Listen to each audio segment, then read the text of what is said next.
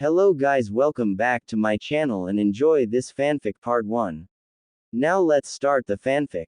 A 7-year-old Uzumaki Naruto was running for his life from a group of drunken villagers. He didn't know what he did wrong. Sure, he played a couple pranks, wore an annoyingly bright orange jumpsuit, and slacked off in the ninja academy, but he didn't know what he deserved to be chased through the village like some sort of animal. They called him a demon, a monster, a leper. It wasn't the time for reminiscing, as right now he was trying to avoid a group of blood-hungry villagers. There he is. It's the demon, called a clearly drunk civilian. Normally this man would never hurt a small child, but this was no small child, this was the demon that attacked the village. This boy was the demon that had killed his father and sister. Dang it. Naruto mentally cursed as he ducked into another alley, hoping to lose the villagers. He ducked behind a dumpster and prayed. He went behind that dumpster. A villager yelled. Which one? Another villager asked. The first villager pointed to the dumpster Naruto currently hid behind. Naruto wished he could just disappear. He knew he was going to get a severe beating. He always did on this day. This day was the day he always had to run for his life, October 10th, his birthday. It was also the day that 7 years ago the Yondaime Hokage had defeated the mighty Kyuubi no Kitsune, the nine-tailed demon fox. The Yondaime was Naruto's hero and inspired Naruto to want to become the Hokage. Naruto curled up into a small ball and cried. He cried for his crappy life. He cried for the beating he was about to endure, but most of all he cried for how weak he was to not be able to fight back. He imagined lying on his bed, no matter how uncomfortable it was. He imagined his home, the one place he was safe from these bad people. Then it happened. A warm sensation seemed to cover his entire body.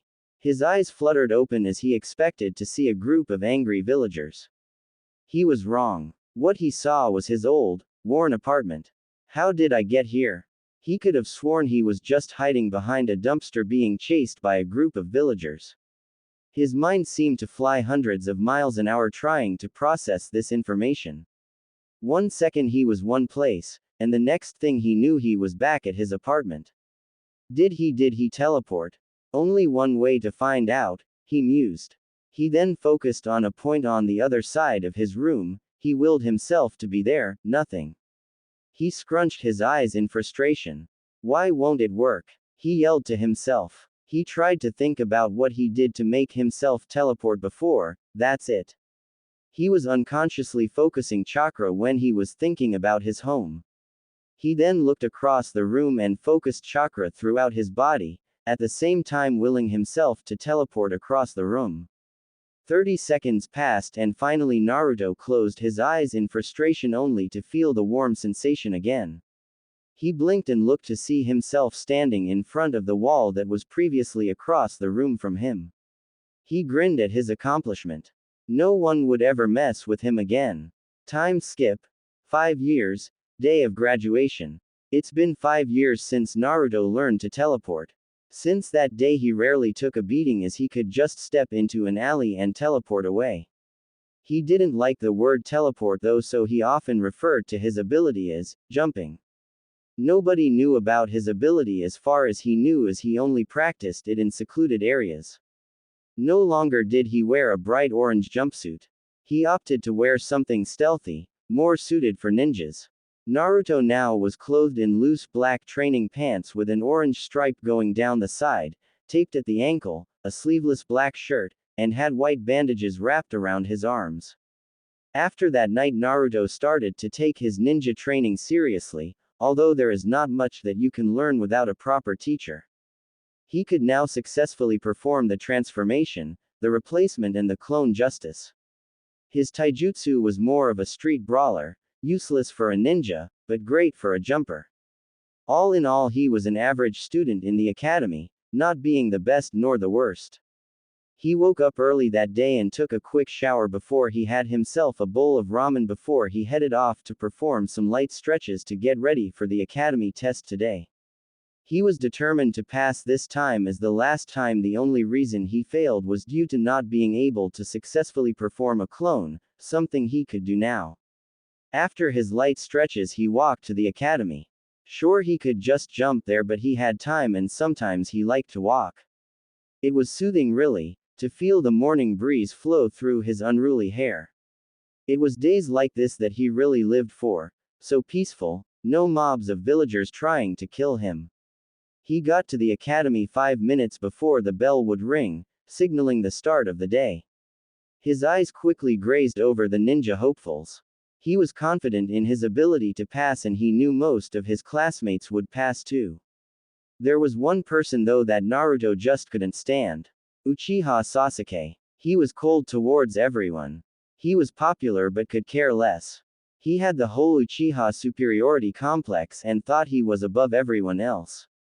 Something about his, "I'm an Uchiha and I deserve more than you," personality really rubbed Naruto the wrong way.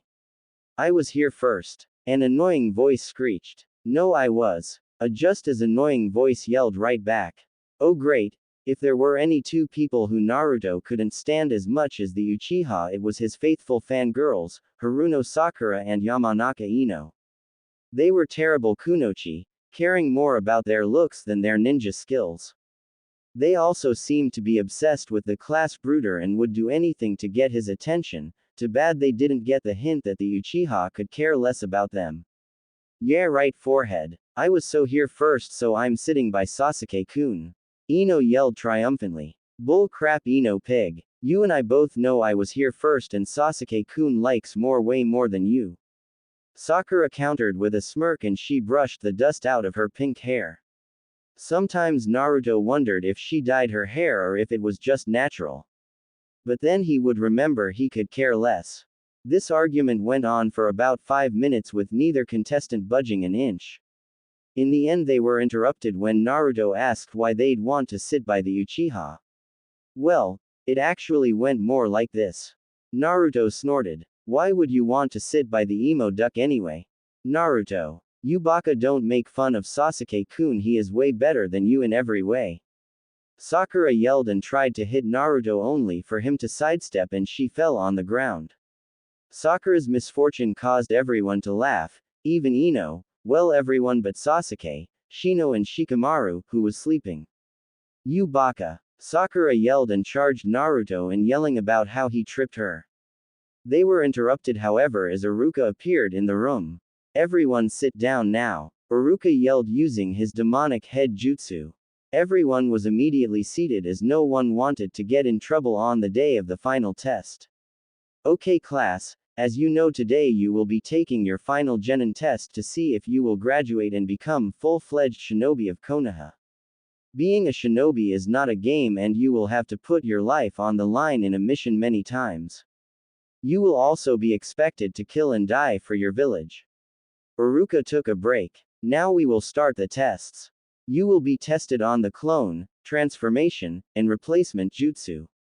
Failure to do any of the three will result in immediate failure.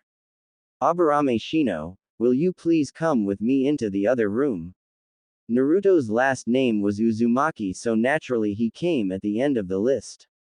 Some people would come out with a smile and a headband while others came out empty-handed. The most notable were Nara Shikamaru, Aburame Shino, Inuzuka Kiba, Akamichi Choji, Hyuga Hinata, and Yamanaka Ino, who all came out with headbands. Naruto figured as much as they were all future clan heads. Next up was Uchiha Sasuke. Uchiha Sasuke, would you please follow me to the other room? Asked Mizuki, Iruka's assistant. HN, was the only response he got. All the Uchiha fangirls squealed at this point, having confidence that their crush would pass easily. A minute later Sasuke walked out sporting his headband on his head. Go figure. Uzumaki Naruto? Mizuki asked, barely containing glee as he thought of his diabolical plan coming into place. Good luck, Naruto, he said as he patted him on the back. I don't need luck, Naruto said confidently as he entered the room, completely unaware of how much his life was going to change in the coming hours. Would you please perform the transformation? Mizuki asked in a monotone voice. Naruto put his fingers into the ram hand seal and a plum of smoke later an identical image of the Yondaime was standing there. That was very good, now the replacement. Mizuki vainly tried to hold in his joy. Again Naruto went through the required seals and replaced himself with a log. He also noticed that it was a lot harder to control his chakra and he was wasting a lot more than usual. He just brushed it off as nervousness. Now would you please perform 3 clones? Mizuki asked innocently. Naruto performed the necessary seals and a puff of smoke enveloped the room. Standing, or lying, next to Naruto was a pale, dead-looking Naruto. Not what he expected. I'm sorry Naruto, but due to your inability to form a single clone, you fail. Mizuki said feigning sadness. His plan was almost in place. But, I knew I could do it, I did it last night. Naruto argued in vain and Mizuki shook his head sadly. Naruto proceeded to run out the door and took a seat in the back of the room, causing many people to look at him. I knew he wouldn't be able to pass. What a loser. Kiba smirked at his joke causing everyone to laugh. Naruto just ignored him and sat in his corner. I know I could do that jutsu. What happened? Why did Mizuki seem happy that I failed? Wait. I remember him slapping me on the back and then my chakra started to act up. That must be it. Naruto's mind was a mess of thoughts until he finally came to a conclusion. Confusion quickly turned to anger as Naruto thought of ways to get back at Mizuki. He couldn't just tell Iruka-sensei, because who would believe a genin over a chunin like Mizuki? But Mizuki would be his prime prank target for the next year until he had another chance to pass.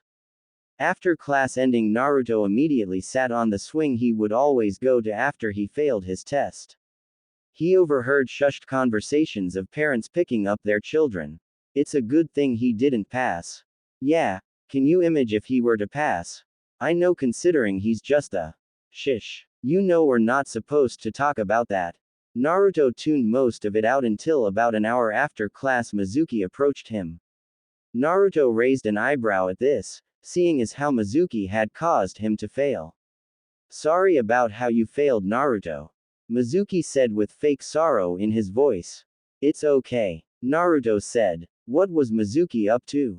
Between you and me, there's another way to pass. Mizuki whispered with a strange gleam in his eyes.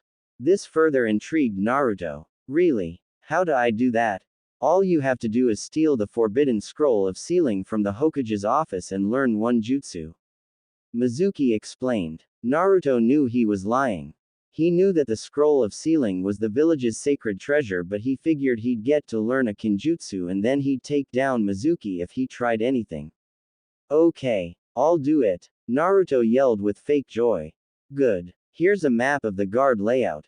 You must get the scroll and go to training ground 16. There you can learn a jutsu from it and pass. The traitorous Chunin said as his plan worked better than he thought.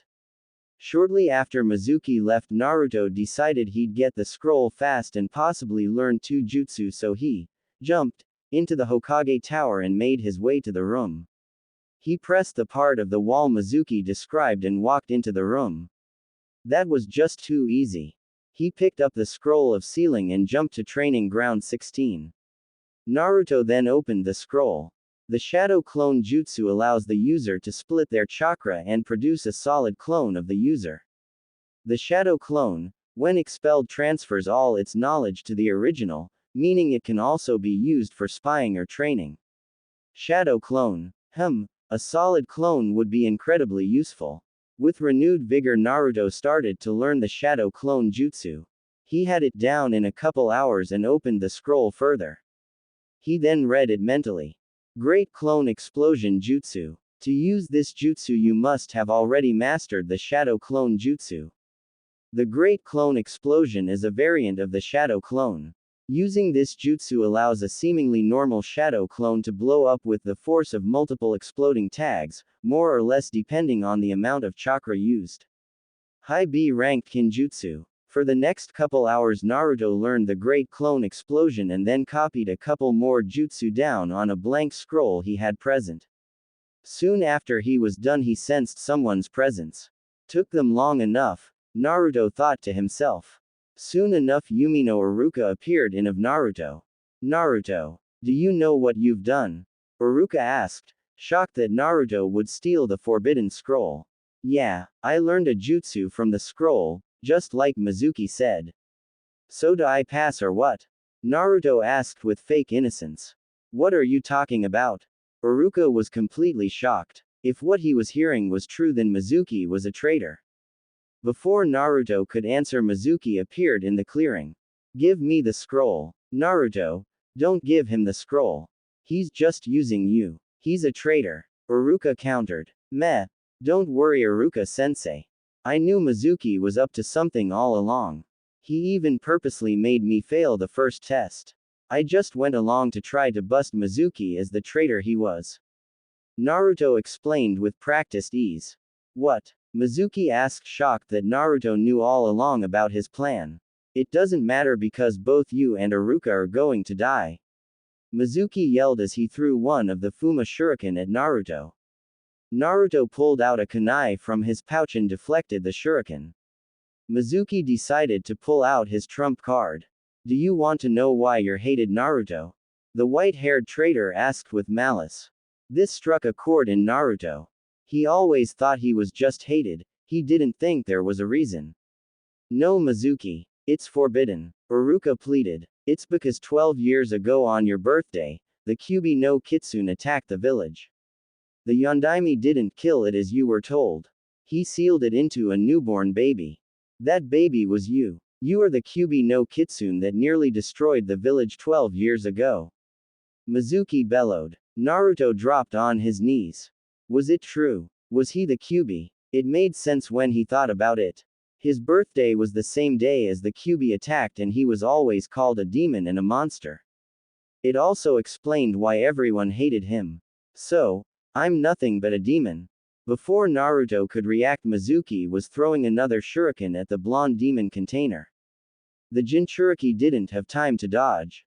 He clenched his eyes shut and waited for his early demise. Only it never came. He opened his eyes and gasped when he saw Iruka-sensei sitting in front of him. The only difference was the giant shuriken sticking out of a large wound on his back. Iruka-sensei? Naruto asked, holding down tears. Why did you protect the demon, Iruka? You and I both know that demon killed your parents. Mizuki accused angrily. You're right, the Kyuubi did kill my parents. Iruka muttered darkly, causing Naruto to want to cry. But, Naruto is not the Kyuubi. Naruto is one of my finest students and a future shinobi of Konohagakure no Sato. Iruka protested. He turned to a shocked Naruto. I was kind of like you, you know. I didn't have any parents. I resorted to pulling pranks to try to fill the void. I know what it's like to be alone. I'm sorry about everything. I should have been there for you. Naruto went from shocked to happy to angry. He got up and turned to Mizuki. You hurt my sensei, and if you ever touch Iruka-sensei again, I'm going to kill you. Naruto growled. Ha, if you could even touch me. I'm a chunin and you're just an academy student. Mizuki smirked, confident in his abilities. Try on this. Multi-shadow clone jutsu. Soon the field was surrounded with hundreds of Narutos all ready to attack. Mizuki didn't feel too confident anymore. The next hour was filled with the hundreds of Narutos beating the living crap out of the traitorous chunin. Hey, I guess I kind of overdid it. Naruto rubbed the back of his head sheepishly. Naruto, close your eyes. Iruka instructed. Naruto did as he asked, even if it confused him. He felt something being tied over his forehead. He opened his eyes to see Iruka-sensei without his headband. The blonde's hands immediately went up to his forehead. Iruka-sensei. Naruto yelled as he tackled the scarred chunin. Things seem to be looking up for our favorite blonde jumper. He just hoped that things would stay that way. Naruto woke up with a smile on his face. He couldn't remember being this happy in months, if not years. He had finally done it. He was now an official shinobi of Konoha. He hopped into his icy shower, not even caring that the water heater was broke. He doubted anything could ruin this day for him. Oh boy, was he wrong. After a quick shower and a bowl of ramen, Naruto was out the door, bound and determined on his journey to the Ninja Academy, for his final day. He promptly ignored the glares he received and instead opted to smile right back at them. This however only added to the uneasiness of the villagers. Naruto walked into the academy and took his trademark position in the second row. Today was going to be a great day. That's when it started. Oi, idiot, what are you doing here? This is for graduates only, shouted a brown-haired boy with a dog on his head and a big gray jacket. Look at the forehead, dog breath. Naruto replied, pointing to his leaf headband. He loved the feeling it gave to his forehead. After Kiba was shut up by Naruto, the angry Inuzuka quietly took a seat in the front row, waiting for the rest of the class to arrive. A few moments later the crowd came rushing in and the daily battle between Haruno Sakura and Yamanaka Ino began. Honestly, Naruto didn't like Sakura. She always tried, keyword tried, to hit him. Of course she would wind up on her butt and it was a good comical relief, but still, did she learn from her mistakes? Yamanaka Ino was fine though, as she'd never tried to hit Naruto or done anything mean to him. In fact, she had even given him a sorrowful look when he had failed the day before. Speaking of the pink-haired banshee, Naruto, you baka. You can't be here. This is for graduates only. She kindly pointed out. Look at the forehead, or are you too blind to see the obvious? Naruto replied sarcastically, earning him a yell and causing the pinkit to attempt to punch him. Next up, Sasuke walked into the room. Of course, this resulted in the mob of fangirls to get hearts in their eyes and ask for their Sasuke-kun to sit next to them. Sasuke looked quizzically at Naruto for a second but shrugged it off. It didn't matter. Nothing except avenging his family did. Soon everyone in the class was seated and Iruka-sensei walked in. Good morning, class. I am proud to inform you that from this day forward you will serve as shinobi of Konoha. I expect great things from all of you as you all have great potential. You will now be separated in genin squads, consisting of 3 of you and 1 jonin instructor. Please listen carefully as there will be no repeating. Team 1, Iruka continued on until Team 7. Team 7 will be Haruno Sakura, Uzumaki Naruto. As soon as those words left his lips he heard 2 simultaneous bangs of heads hitting desk. And Inuzuka Kiba. After this there was one loud screech of, "Why am I with this dog breath?" And an even louder bang as a head hit the desk.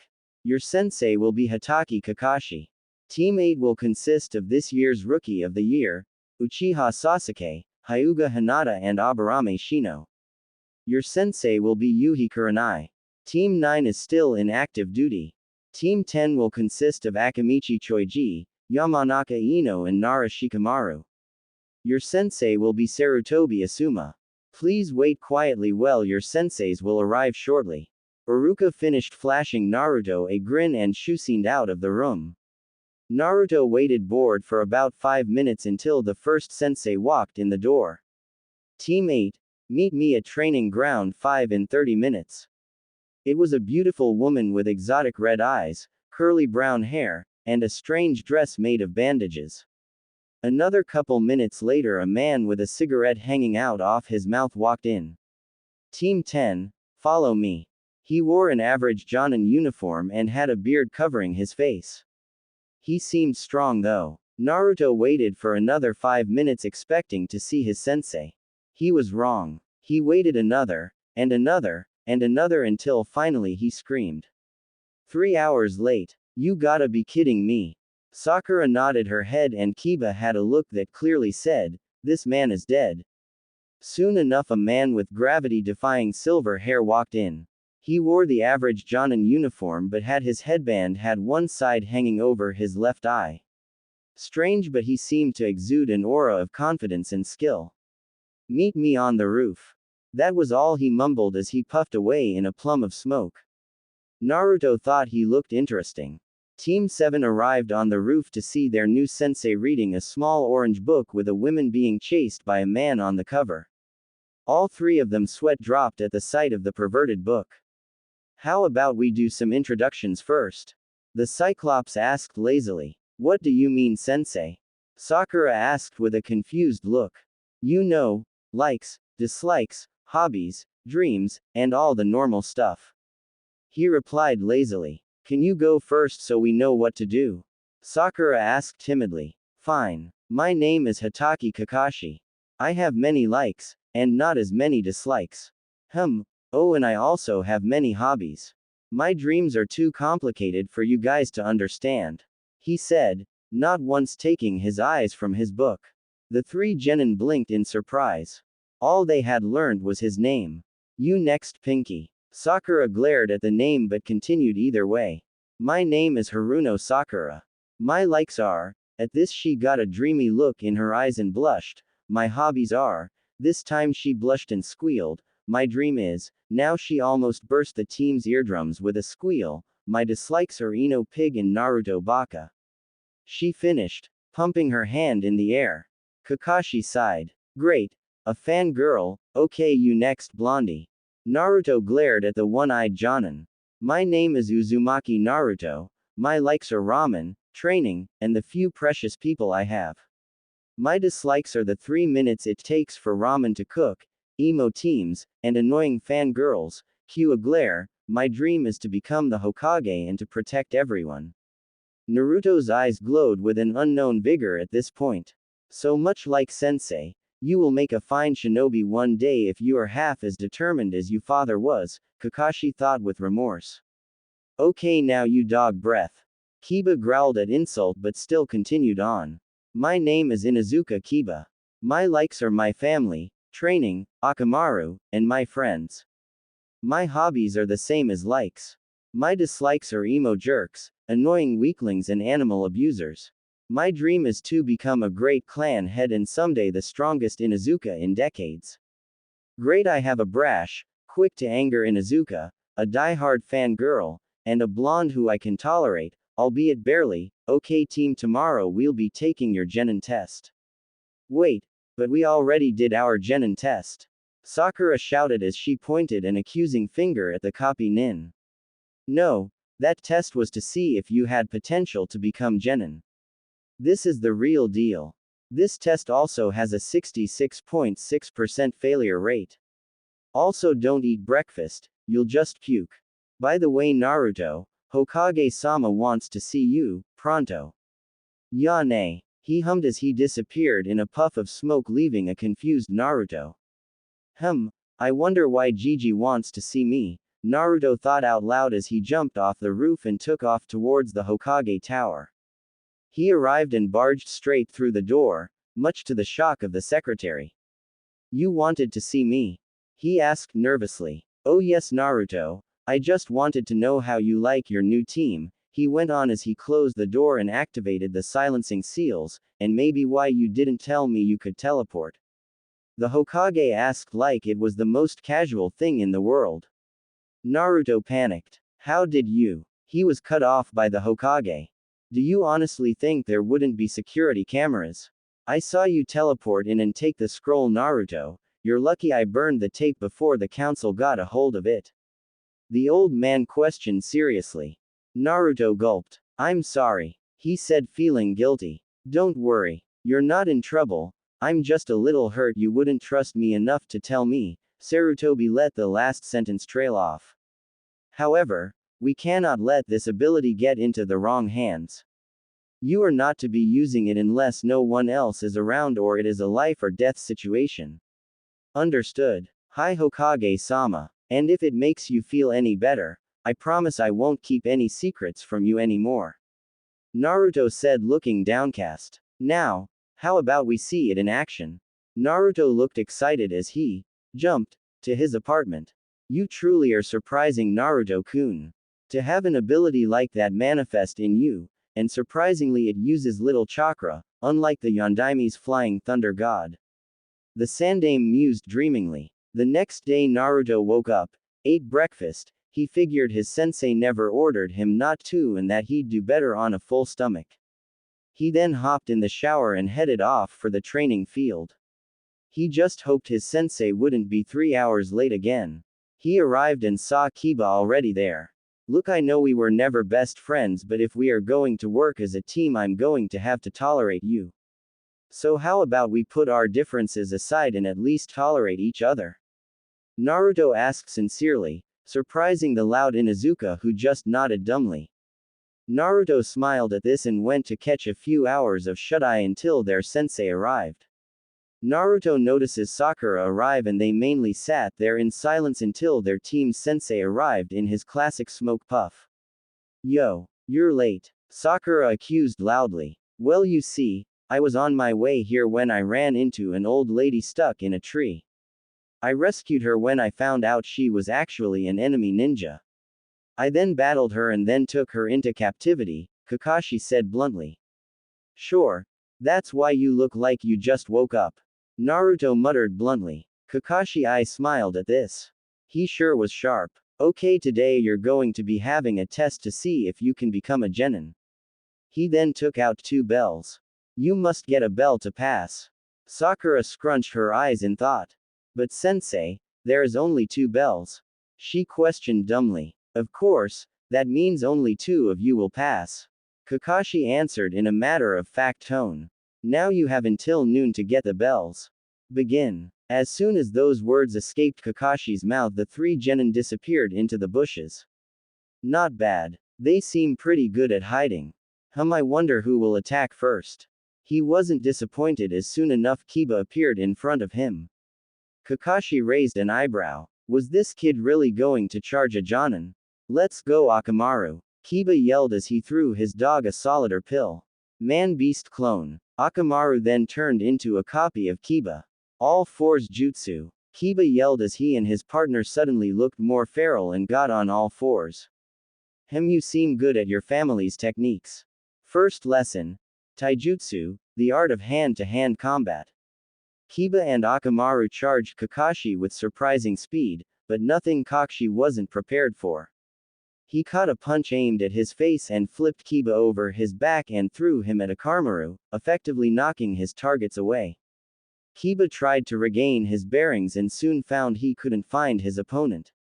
Left, right, up, down. He realized it too late though as 2 hands erupted from the ground and pulled Kiba underneath. Next lesson. Ninjutsu. Earth style. Inner decapitation jutsu. Kakashi explained. Meanwhile, in the bushes Naruto had confronted Sakura. Sakura, don't you think there is something odd about this test? We are just genin and yet they expect us to be able to take on a jonin.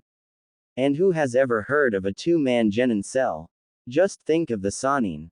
A knowing look all of a sudden developed on Sakura's face. Oh, the true meaning of the test is teamwork. I get it. Yes. Let's go dig Kiba out and make a plan to take down Kakashi-sensei. Sakura nodded and they jumped across the trees to their down teammate. Naruto created a couple shadow clones to dig Kiba out, earning a dumbfounded look from their leader. Here was a kid no older than 12 making solid clones. The Naruto's digging Kiba out whispered the true meaning of the test in Kiba's ear as they were digging him out. Kakashi's eyebrows rose at this. They caught on so quickly. No one, not even his team when he was a genin, had caught on this fast. Soon enough the tree genin disappeared. Kakashi waited for a few minutes until he heard a cry of shadow clone jutsu. He then dropped his book at the sight of all of the clones. There had to be dozens, no hundreds of clones. He knew he had made the right decision in training this team instead of Sasuke, like the council tried to force on him. Flashback. Kakashi lazily walked into the council chamber, expecting for the annoying old hags to berate him for something or another he did. He wasn't mistaken. Hitaki Kakashi, we're glad you have made it. The elder women asked him. Kaharu was her name. Hi Kaharu-san, what is it you need from me? The copy nin asked lazily. Well, we are here to ask you to take Uchiha Sasuke as a genin, as you know he is graduating soon. She asked joyfully. She believed he would accept without question. I refuse, Kakashi stated bluntly. This struck a chord in the council. Hitaki-san, I assure you, this will benefit the village greatly. With the power of the Sharingan and you teaching Sasuke he could grow to be strong, Danzo explained, slightly upset at the man's defiance. Why not? Kaharu added sweetly. Simple. I don't want to train an arrogant brat like him. We don't even know if he'll awake his Sharingan. Kakashi explained matter-of-factly. The anger rose. He is the last loyal Uchiha. He could do wonders under a man who knows 1,000 jutsus such as you. The other elder, Homura, explained, trying to convince the man to train the last Uchiha.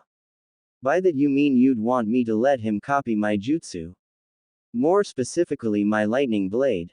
Kakashi asked with no hidden annoyance. Yes, and you will do as we command. The elders ordered. I don't follow your orders. I report directly to Hokage-sama and he already approved me teaching Uzumaki Naruto, Haruno Sakura and Inuzuka Kiba. Kakashi explained angrily. What? You'd rather teach that demon than the last loyal Uchiha? At this point Kakashi's ki rose through the roofs. How dare these people insult his sensei's son? He was the hero of the village. Are you really accusing the savior of this village, the boy who holds back it, to be a demon? Kakashi challenged angrily. Yes, he's nothing but the Kyuubi. A random counselor yelled with a voice full of hate. This crossed the line for Kakashi. Making 3 hand seals faster than anyone could see, Kakashi's lightning blade flared to life.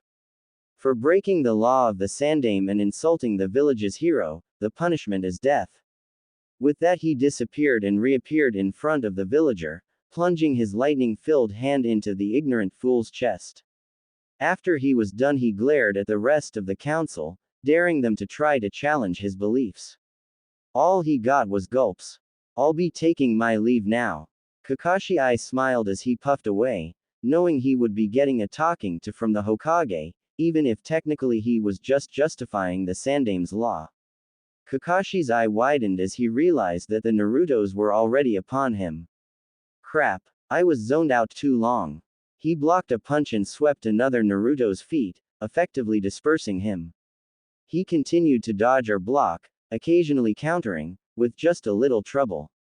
He was however impressed at the efficiency of the clones. Kakashi's visible eye widened again when he heard a cry of, fang over fang. The Sharingan user barely managed to dodge a tornado heading straight towards him. In his surprise he didn't notice as a hand brushed his leg. The timer went off. You did surprisingly well, but, you did not manage to get the bells. He sighed, he had expected better. What these bells? One of the Narutos poofed into Sakura, holding the bells. Well, you have both of them, so which of your teammates will you give one to? Kakashi asked, genuinely curious to know the answer. Both, she said as she tossed a bell to each of her teammates. They did more than me, so they deserve the bells. Also we, or more Naruto, figured out the true meaning of the test, which was teamwork. How else would we be able to take down a Jonin? Sakura asked him with surprising intellect. Kakashi was, for the lack of a better word, impressed. He hadn't expected his team to figure that out so easily.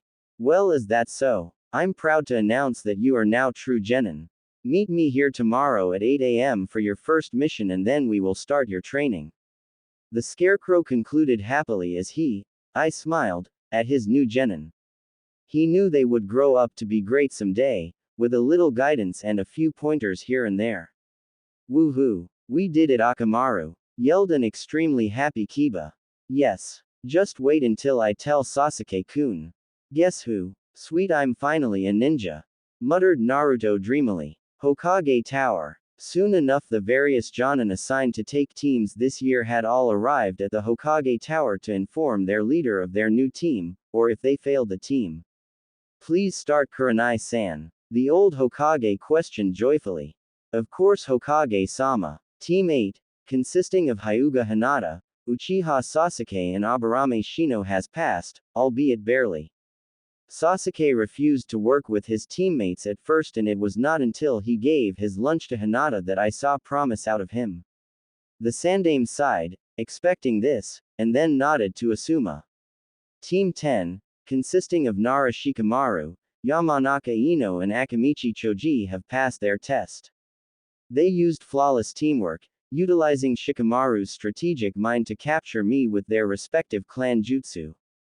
Asuma explained proudly. Now how about your team, Kakashi? At this point everyone waited for the inevitable failure. Team 7, consisting of Uzumaki Naruto, Inuzuka Kiba, and Haruno Sakura, passed with flying colors. At this point everyone was shocked. Asuma's cigarette had even landed on the floor. They utilized great teamwork after Kiba had foolishly attacked me head-on. It was surprisingly Naruto who determined the true meaning of the test, and after sending an assault of shadow clones after me had me square on for Kiba's fang over fang. Of course I dodged, but not before Sakura had gotten the bells. Kakashi explained with complete seriousness. This further shocked the others, because it wasn't every day you heard of a genin capable of making enough shadow clones to give the Hatake Kakashi a workout. Good. If that is all, you are dismissed. All but you, Kakashi. At this the other Jonin shusined out of the room, leaving the scarecrow and the professor left. Now Kakashi, I know you know about Naruto's heritage. Hiruzen trailed off. Of course I know he's Minato's son. I mean he is like a clone of him. Kakashi yelled like it was the most obvious thing in the world, which surprisingly, it was. Yes, but we can't let this get out, as Minato had a lot of enemies. Minato had left in a scroll a set of instructions that we are to tell Naruto of his heritage when he became a Chunin. The professor explained. Of course I understand. But that's not why I called you here. Sarutobi took a puff out of his pipe. Then why did you? Kakashi asked nervously. It has come to my attention that Naruto has developed certain abilities, ones with great effects. Using these abilities, I wouldn't be surprised if Naruto could defeat a Chunin in all-out combat. Sarutobi explained, causing Kakashi's eyebrow to rise. What are these abilities, Hokage-sama? He asked with great interest. That is something you must ask him yourself. However, I would like you to know about this ahead of time, as he is your student after all. Let me just say that this ability is similar to your sensei's prize technique. He said, choosing his words carefully. You are dismissed. Kakashi was now shocked, to say the least. A ability similar to the technique that gave the Yondaime the name, Konoha's Yellow Flash, and spread fear throughout the entire world. Things were defiantly going to get interesting, he mused. And with those final thoughts he disappeared in a cloud of smoke. The next day Team 7 met at their usual training grounds, and waited the daily couple hours for their tardy sensei to show up. Soon enough though, they sensed his signature. Yo! He greeted happily. You're late. Naruto, Kiba and Sakura all shouted in harmony. You see, I was on my way here when I saw Jiraiya-sama and I had to wait in an enormous line to get my book signed. He explained, surprisingly telling the truth for once. Okay, I can buy that. His genin muttered. Now let's head to the Hokage Tower to pick up our first mission. He exclaimed as he saw the bright eyes of his students. Oh boy, they were in for a treat. Naruto was beyond happy. He was getting his first mission. I wonder what we'll do. Maybe we'll save a princess. Or escort a daimyo. Or maybe, similar thoughts flew through the three genins' heads. Hokage-sama, Team 7 reporting for our first mission. Let's see, we have, cleaning the Inuzuka's kennel, babysitting, chasing Tora, or, the Hokage went on, causing the three genin to face fault at the lame missions. This was going to be a long career. After a couple missions the three genin were gathered around their sensei, because he had promised them training. Okay, today we will be determining your elemental affinities. There is a set of exercises to master your element, but we are mainly doing this to see what jutsu will come more naturally to you. Just focus chakra into this paper. If it splits in half you have wind, if it crumples up you have lightning, if it burns you have fire, if it gets wet you have water, and if it turns to dust you have earth. Kakashi explained, slipping into lecture mode. The three genin were awestruck as they stared intently at Kakashi. They each then took a piece of paper. Sakura's card got wet, meaning she was a water type. Kiba's card turned to dust, meaning he was an earth type. Naruto was surprising. His card split in half, meaning he was a wind type. Surprisingly, there was not many wind types in Konoha. Okay, now I'll teach you each a basic jutsu for each of your elements. Don't be surprised when it takes you a while to master the jutsu though, as you are just new genin. Sakura, I'll be teaching you the water release, water wall jutsu. It is a defensive C-rank water jutsu and is used to create a wall of water to surround you. Obviously you will need to be near a water supply to use it. He showed her the seals and she ran off to practice it. Kiba, you will be learning an offensive earth technique called the Earth Release, Earth Spear Jutsu. This jutsu allows the user to stick his hand in the ground and pull a spear made of earth out. It is also C rank. Once mastered, you can pull other weapons out as well. He then showed Kiba the seals and he ran off to practice it. Next, Naruto, I will be teaching you a C rank offensive wind jutsu called the Wind Release, Great Breakthrough. It allows the user to create a gust of wind capable of knocking the enemy over with. The more chakra you pump in, the stronger it becomes. He then showed Naruto the seals and our blonde protagonist ran off to practice. The next couple weeks went by quickly. After not being able to do their techniques, they bugged Kakashi into teaching them tree walking, which took Sakura a couple hours, Naruto a week and Kiba 5 days to master. This helped a lot with their control. Dog breath in position. Kiba muttered angrily into a microphone, vowing to hurt his blonde teammate. Pink Banshee in position. I hate you, Naruto. Sakura whispered with anger clearly written in her voice. Future Hokage in position. Naruto replied back. Good team, move out. With this, the three genin jumped out of the trees and grabbed the wretched cat that had ruined days of their lives. They had caught the thing at least 10 times. Of course, the cat kicked and scratched and Naruto couldn't make a shadow clone carry it as it would disperse it, so he was stuck carrying it back to the Hokage tower. Hokage-sama, Team 7 reporting mission success. Kakashi bowed to the aging Hokage. Good work, now we have babysitting the daimyo's nephew, or the Sandaime didn't get to finish as Naruto burst out in anger. No, no, no, no, no. We want a harder mission. Come on Gigi, we've done enough of this child's play. Naruto voiced out loud as his teammates nodded their heads. Well, you have done the minimum on D ranks required to do AC rank, so, Kakashi. What do you think? Well, Hokage-sama, I do agree with my students and I think we are wasting their talent doing such low-level missions. Kakashi said, as his students looked at him in happiness. Okay. Team 7, you will be doing a low C rank mission to the Land of Waves. Our client is building a bridge and needs protection from bandits and the like. The Hokage then spoke into his microphone. Mia, could you send in Tazuna please? Hey everyone. Welcome to Chapter 3 of More Than a Ninja. I'm torn and need a vote for something. Should Naruto be paired with Femme Haku, if she lives, Temari, Tenten, no pairing, or other? If you want to vote, just leave a review or PM me with the name of the girl. Also, thanks for the amazing reviews and hits. I'm happy to say I'm over 2k hits for the story. I never thought it would be this popular. Also, I know I have done a little bit of bashing and I'm going to change it, eventually. I hate pre-time skip Sakura. I am, however, going to change her and make her more shinobi and less fangirl. Now that I'm done with the annoying AN, please enjoy this chapter. The three genin waited anxiously for their client to walk in the door. The door to the Hokage's office creaked open and an old, drunk-looking man walked in. He wore a plain brown shirt and pants and had a weird triangle-ish hat.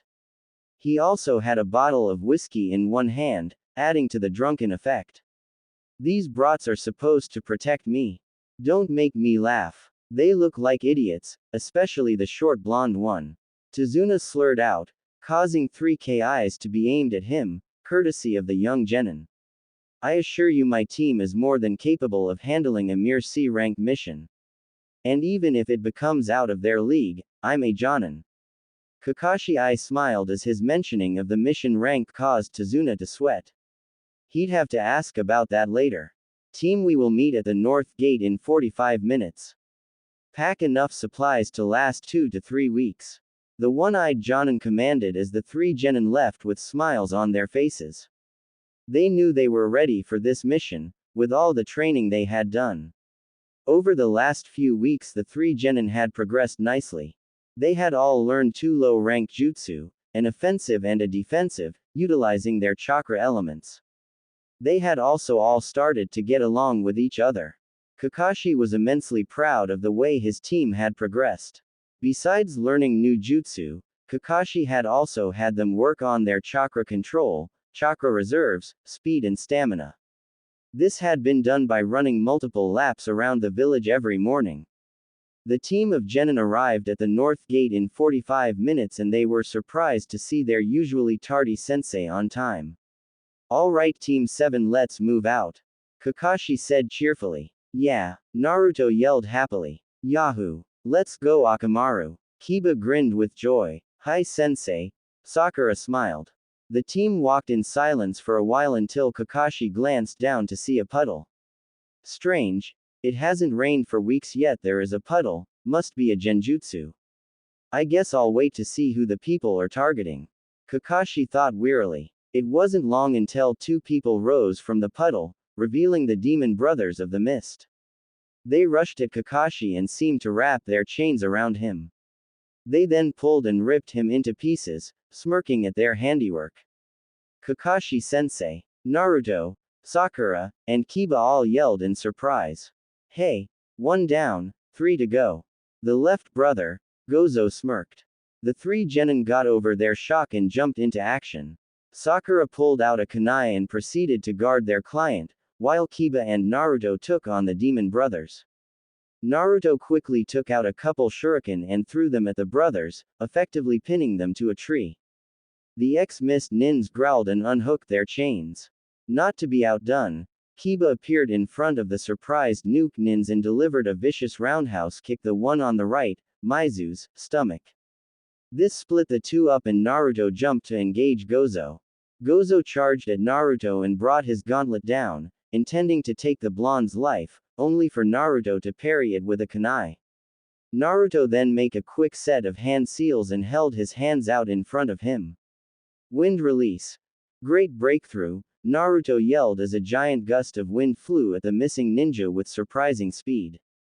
It hit Gozo head on and knocked him unconscious. Naruto let a breath he didn't know he had been holding out. Kiba charged at the former mist ninja, already in his all-fours jutsu. He tried to swipe the man only for him to block with his gauntlet. You'll have to do better than that. Mizu mocked with a smirk. Kiba growled and started rapidly spinning. Fang over fang. He yelled as he flew at the surprised shinobi. Mizu threw himself to the right only to find a kunai pointed at his neck. Game over. The somehow alive copy nin said. But how? We killed you. Mizu did a great impression of a fish out water. Kakashi just pointed to the pile of logs sitting where he was killed. Mizu's mouth made an, oh. Kakashi-sensei, you're alive. Naruto shouted as he threw down Gozo's unconscious body. I would have had him even if you didn't show up. Kiba whined. Yes, but I didn't want you to knock him out, or else I couldn't interrogate him. Kakashi explained as he tied the two brothers together. Now, who were you after? Kakashi growled out, suddenly turning from the laid-back sensei to the famed Sharingan Kakashi, killer of hundreds. It West was the bridge keeper. Mizu muttered weakly. Who were you working for? The man spit on Kakashi's face. Go to hell. Kakashi then hit a pressure point, knocking him out. He then turned to the sweating self-proclaimed super bridge builder. Care to explain? He asked with a glare. I don't know what you're talking about, Tazuna lied through his teeth. You're lying. Kakashi accused. Tazuna sighed, knowing he was caught. Well you see, a few years back a man named Gato arrived in Wave. Sakura cut him off. You mean Gato of the Gato shipping industry? Yes, that Gato. He is one of the richest men in the world. He does indeed own a shipping industry, but that's not where he makes most of his fortune. He works with drugs, slaves, women, and lots of other illegal things. This isn't why he wants me dead, though. Gato took complete control over our economy, leeching away our money and leaving us in poverty. Our only hope lies in the bridge I'm building. I lied about the mission rank because we don't have enough money for a B or a rank mission. I beg of you please continue on with the mission. Without you our country will lose all hope and I will die. And if I die my daughter and cute grandson will hate you in Konoha. Tazuna finished. You deliberately lied about the mission rank, almost got me killed, and got a team of fresh genin sent on a B, possibly A, ranked mission. Give me one good reason not to leave right now. Kakashi asked seriously. Please, you don't understand, I thought they would send a group of Chunin. I didn't know. Tazuna begged. Well, I guess it's not up to me. Guys, what do you think? Kakashi sighed, looking at his students. I say we go. Naruto yelled, not missing a beat. I'm in. The brunette Inuzuka grinned. Sakura seemed uncertain at first, but eventually a smile appeared on her face. Me too. We have to help them. Well, I guess it's unanimous. We will continue with the mission. Kakashi smiled at the bravery of his students. This caused the genin to smile happily. Thank you. I know with your help I'll be able to build a super bridge. Tazuna's face nearly split with his grin. Team 7+1 walked quietly until they got to a dock and saw a man with a rowboat. They got in and continued on in silence for a few minutes until the bridge came into appearance. Whoa, was all Sakura said. It's enormous. Naruto agreed. Yup. This bridge is my masterpiece. It is how we will one day become free of Gato's control. After landing, the group again walked deep in thought. Next time Gato will send a stronger ninja. Probably a Jonin. Kakashi thought worriedly. Surprising everyone, Naruto threw a kunai into a bush. Everyone tensed only to relax as they saw a small rabbit hop out. Naruto, you baka. You almost killed the poor thing. Sakura yelled in a protective manner. Kakashi's one visible eye narrowed. That rabbit had a white coat, and it's the middle of summer. That means it must have been kept indoors. It must have been used for a substitution. Kakashi panicked as he came to that conclusion. Everyone get down, he yelled as he threw himself over the bridge builder. The three genin ducked and saw a giant cleaver sail over their heads and right into a tree. Then a man appeared on the handle of the nearly 7-foot-long blade. The man was wearing cameo pants, arm warmers, wasn't wearing a shirt and had his headband on sideways.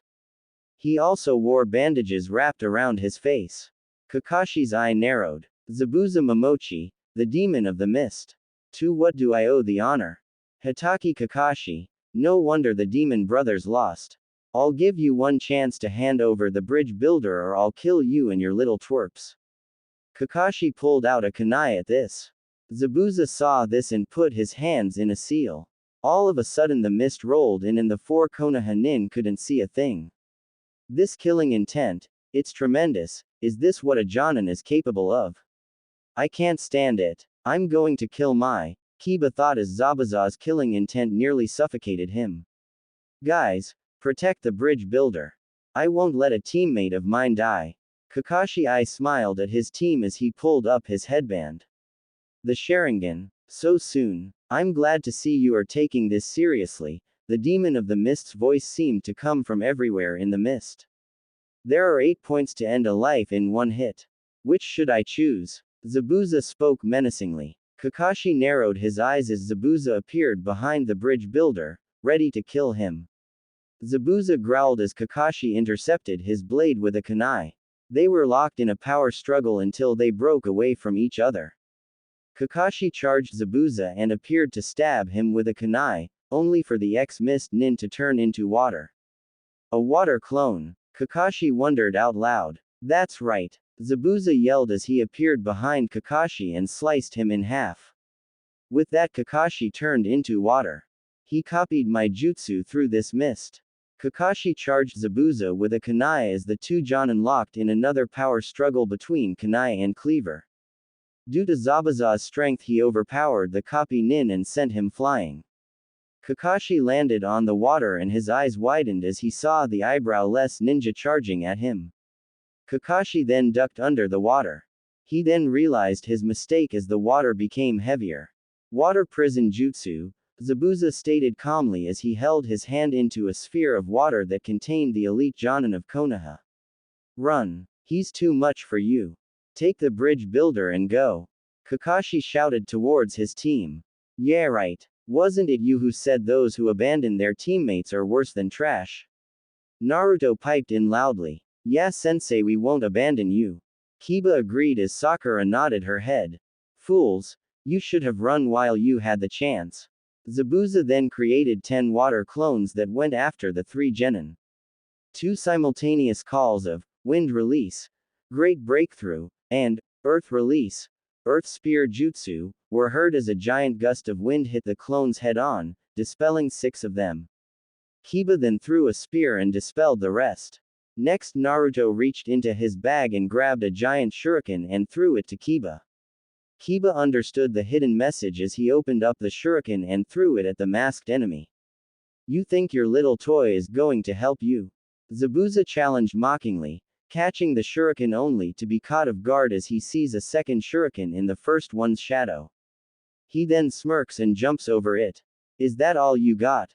He quickly turned his head to see the second shuriken transform into Naruto as he latched onto Zabuza's back and held a kunai to his neck. Gotcha, the blonde Jinchuriki said with a smirk. Zabuza growled, knowing he couldn't get the blonde off with keeping Kakashi in his prison. He sighed and released the prison and he turned into water, shocking Naruto but releasing Kakashi at the same time. Good work getting me out, Naruto, but I'll take it from here. Kakashi motioned for Naruto to leave. You think you can defeat me now? Zabuza growled as he started a long sequence of hand seals, looking in shock to see Kakashi doing the exact same seals. They both finished their seals as twin dragons of water erupted from the lake and seemed to dance around the users before they lunged at each other in a deadlock of strength. The 2 dragons then dispersed each other. Zabuza narrowed his eyes as he started another long set of seals, looking in shock to see an image of himself beside the copy nin as he followed the same sequence of seals. How? The ex-mist ninja screamed in his head as Kakashi's lone Sharingan eye seemed to spin, adding to Zabuza's distress. Due to the shock of seeing the leaf nin's eye spin, Zabuza paused, for a mere second, on his hand seals. This was enough for the white-haired scarecrow to get the edge. Can you see the future? Zabuza growled out angrily. Yes. And your future is death. He proclaimed loudly as he finished his set of hand seals. Water Release. Great Waterfall Jutsu. Just then an enormous whirlpool gushed out of the lake towards Zabuza. The demon of the mist visibly grimaced, preparing for the pain. He was then sent flying through the forest and smacked into a tree. Kakashi and his team made their way over to the downed enemy. They were relieved that the fighting was finally over. This is it, Zabuza. Kakashi started towards his kunai pouch only to be cut off as 3 Senbon needles flew from the tree and lodged themselves into Zabuza's neck, killing him instantly. Thank you for wearing him down. I am a hunter nin from Kiri. I have been following Zabuza for a long time and will take him off your hands now. The newcomer greeted in a feminine voice as she appeared next to the body. Kakashi checked for a pulse. Well, he's dead, Kakashi announced, causing his genin to let a breath out. Thank you for your assistance, Konoha Shinobi. I will take the body off to dispose of it. The girl then placed a hand on the dead man's shoulder and disappeared in a swirl of water. Kakashi sighed as he covered his eye with his headband again. Now Team Let's. He was cut off as his eyes rolled back into his head and he fell over backwards. Kakashi-sensei. Sakura yelled as she examined the body for a pulse. He's alive. If I had to guess, I'd say he is suffering from chakra exhaustion, the pink-haired girl concluded as her 2 teammates nodded their heads in understanding. Tazuna, how far away is your house? Naruto asked. Not too far this way. Follow me, you can stay with us. Tazuna replied as he walked off, followed by Kiba and Sakura. Naruto grumbled to himself as he created a couple of shadow clones to carry his exhausted teacher. They arrived at Tazuna's house in about 10 minutes' time, opening the door to find a very worried woman. "Tu-san," the woman exclaimed as she rushed over to her father. "Don't worry, Tsunami. These are the super ninja who protected me on my way here. They will oversee me finishing the bridge." Tazuna grinned. "It's nice to meet you. Thank you so much for protecting my father. He is really the only hope our country has left. My name is Tsunami." The women greeted with a grateful smile. "It's really no problem. We really need to bring our sensei to bed though, he needs to recover from his latest fight." Sakura greeted politely while Naruto and Kiba walked in carrying Kakashi. Oh my. Follow me, right this way. Tsunami motioned for them to follow her up the stairs as she arrived in a room with a single futon lying on the ground. Thank you very much, Tsunami-san. I'm Naruto and these are my teammates Sakura and Kiba. Naruto explained, pointing to the two teammates. And this, he pointed to the downed Jonin, as our sensei, Kakashi. Nice to meet you, Naruto-san, Sakura-san, Kiba-san. Tsunami answered, earning her a nod from the three genin. Any chance you have another couple beds? I don't know about you guys, but I'm beat. Kiba yawned loudly, blushing. Of course, if you'll just follow me to the other guest room.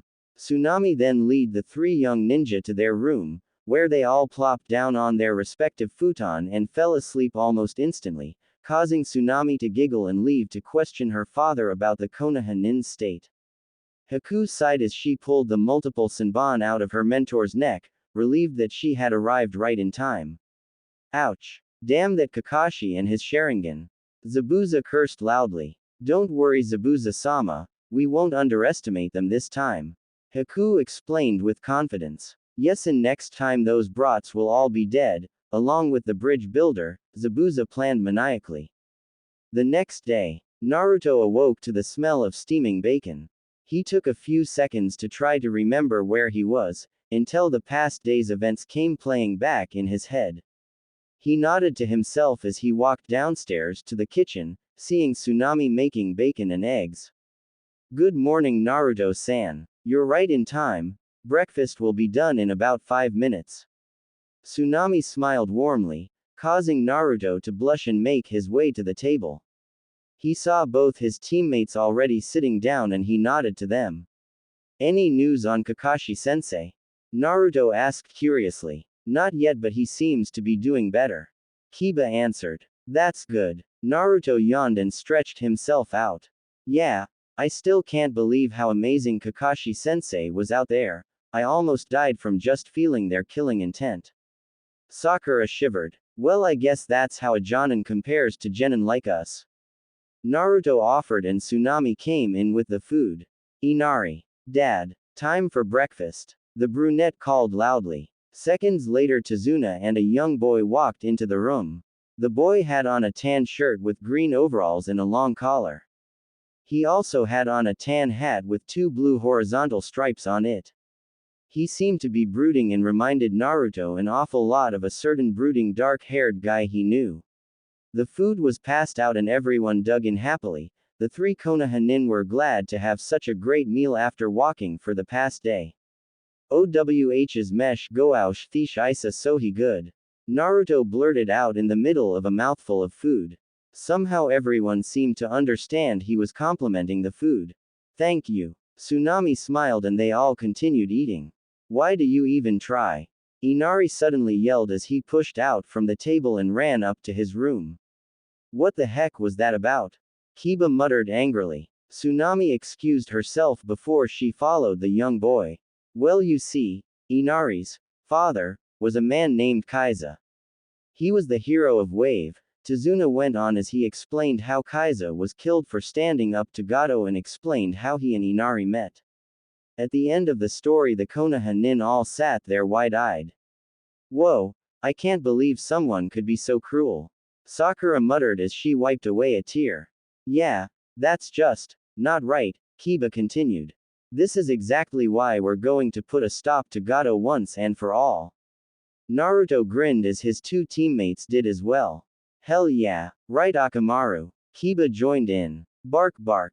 Later that day the 3 genin were inside their sensei's room, waiting for him to wake up. The lazy Jonin groaned and his eyes fluttered open. What hit me? Kakashi asked himself as he rubbed his head. Kakashi-sensei, you're awake. Naruto ran up to him. Yes Naruto. I just suffered from chakra exhaustion. I must have overdone it with my Sharingan again. Kakashi trailed off as he took on a more serious demeanor. However, I think that wasn't the last time we'll be seeing our friend Zabuza, the one-eyed Jonin finished. What? But you checked his pulse. That hunter nin killed him. Kiba yelled out. Yes, but I found it strange that the hunter nin didn't dispose of the body on site, like they are supposed to. The head, and possibly the kubikiri haucho, is all the hunter would have needed to prove the kill. Kakashi reasoned. So you think? Sakura trailed off, not wanting to finish that sentence. Yes. I think Zabuza is still alive. Kakashi nodded grimly. Oh man. And if that hunter is working with him, we will have more people to deal with. The blonde demon container mused. Precisely. This is exactly the reason we will be doing some training. The copy nin explained. But how are you going to train us when you can barely move? Kiba asked with a frown. Don't worry, what I'll be teaching you, I won't need to do any strenuous work. Kakashi said, motioning for his team to follow him. The four ninja, one on crutches, arrived at a small clearing with a pond in the middle. Today we will be learning water walking. Water walking is an advanced chakra control technique, much like tree climbing, except you have to constantly focus chakra to your feet. This will not only improve your control to the level needed for me to teach you your next jutsu, but will improve your capacity as well. Kakashi explained as he took a step onto the water and seemed to stand directly on top of it. Cool. Naruto shouted as he focused chakra to his feet and stepped out onto the water, only to yelp as he splashed into the freezing cold water. He grumbled as he got out and took his shirt off. Oh, and by the way, if you don't do it right, you fall into the approximately 45-degree water. Kakashi I smiled at his student's misfortune as he left to catch up on his reading. The three genin dragged their feet into Tazuna's house after a hard day of training. They had each progressed nicely, to the point where Sakura could do the water walking exercise for 15 minutes before she ran out of chakra. Kiba could take about a half dozen, give or take a few, steps into the lake before he would slip with his control, and Naruto could take around 5 or 6 steps before he would fall. Overall, Kakashi was incredibly proud of his students for doing so well for their first day. They flopped down into their seats and were served dinner with the rest of the family. It was chicken teriyaki with rice balls, classic but good nonetheless. The dinner, however, was interrupted from a small boy slamming his silverware on the table. Why do you try so hard? You can't win. Gato will just kill you. He yelled angrily. Well, giving up doesn't help at all, does it? Maybe you are willing to give up without a fight, but not as kid. Naruto argued. You don't understand what he will do. You don't know anything about pain or suffering. You've lived a worry-free life back in your village. Inari called darkly, on the verge of tears. Shut up. You think I don't understand pain? Naruto yelled. I don't give a shit if your father figure died, because guess what? I never had one. I never had any family. I have been hated by the entire village for something I have no control over. I've been running from angry mobs since I was 5. So you think you've had it rough? Well, grow up, kid, because there's always someone who's had it worse. Naruto growled out as he pushed in his chair and left the house, saying he was going to go train. Naruto sighed as he worked on his water walking. He knew he had gone a little far with the kid, but to be fair, the kid was just asking for it with all that whining and complaining, not to mention he reminded Naruto a lot like a certain Tem he knew. Of course he'd apologize to the kid once he got back. Naruto yawned as he made his way back home. On the way he decided to just sleep outside, so he crawled up into a ball under the tree and fell asleep. Meanwhile, back at the house, Tsunami confronted Kakashi. What your student said back there, is it true? Tsunami asked as Sakura and Kiba listened in quietly. Yes, but he sugar-coated it as well. He never had a family and he was kicked out of the orphanage when he was 5. Since then he has been living in a beaten old apartment. He is also hated by most of the village for reasons I can't say. Kakashi seemed to sink into his clothes at this point.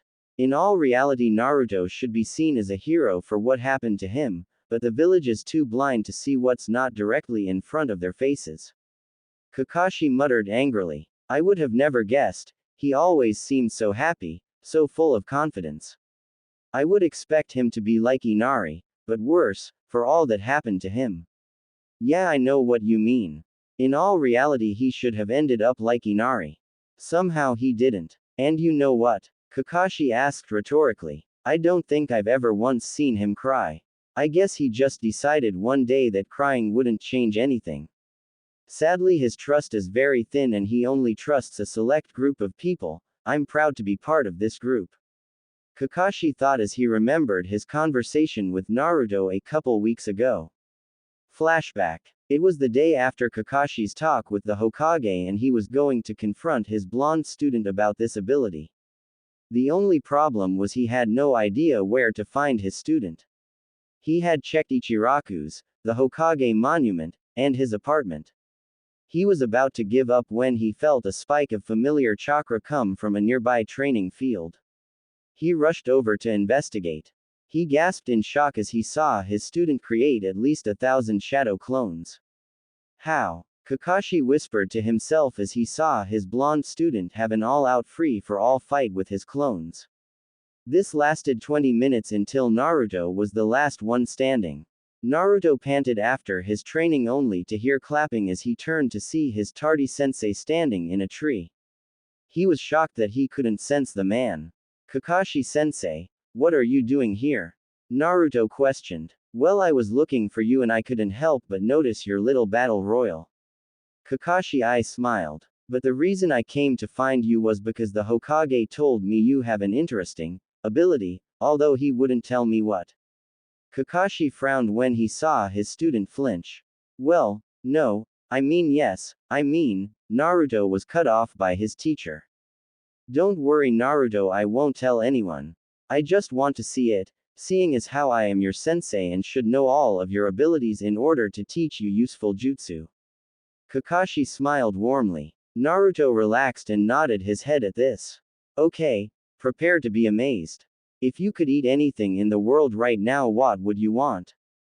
Naruto seemingly asked out of the blue, causing Kakashi to sweat drop, thinking it was some kind of pointless ability. I don't know, a stick of dango.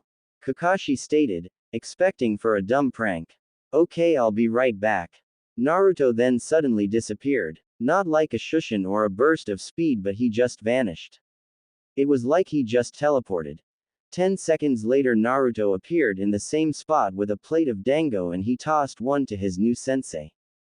So what do you think? Naruto asked. You can teleport. Kakashi was shocked to say the least.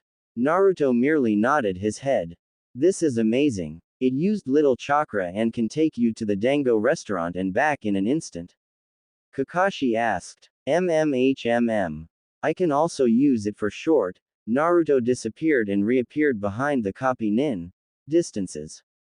Naruto finished. How far can you go? Kakashi questioned the Yondaime's legacy. I don't know. I've gone as far as that old cabin Gigi used to bring me to, but it uses up more chakra. Kakashi's eye bulged from its socket. He knew what cabin the blonde was talking about and it was located on the northern end of Hai no Kuni. That's incredible. With some practice you could use this to surpass the Yondaime's flying thunder god. Kakashi asked, almost slipping and saying, your father. Naruto's grin threatened to slip his face at this point. It was a well-known fact that Naruto looked up the fourth Hokage as a role model.